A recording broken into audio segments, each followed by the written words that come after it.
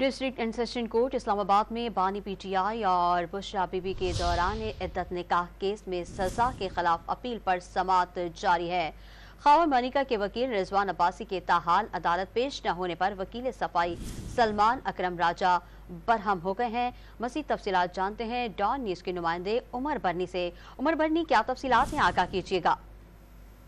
جی دیکھیں، آج بانی پی ٹی آئی اور بشرا بی بی کی عدت میں نکاح کیس میں سزا کے خلاف اپیل پر سماعت جو ہے وہ جاری ہے، اور ڈسٹرکٹ اینڈ سیشن جج شاہ رخ ارجمن جو ہے وہ اس وقت ان اپیلوں پر سماعت کر رہے ہیں۔ آج دوران سماعت خاور مانیکا کے وکیل رضوان عباسی جو تھے وہ عدالت میں پیش نہیں ہو رہے تھے، جس پر جو سلمان اکرم راجہ ہیں ان کی جانب سے عدالت کے روبرو کہا گیا کہ رضوان عباسی جو ہیں وہ ساتھ کمرے میں ہی بیٹھے ہوئے ہیں اور وہ بدستور جو ہے عدالت آنے سے منع کر رہے ہیں، اور عدالت جو ہے وہ راجہ رضوان عباسی کو عدالت میں پیش ہونے کا حکم دے۔ تاہم جو راجہ رضوان عباسی ہیں وہ کہہ رہے ہیں کہ میں نے مری جانا ہے، اس لیے میں عدالت میں پیش نہیں ہو رہا۔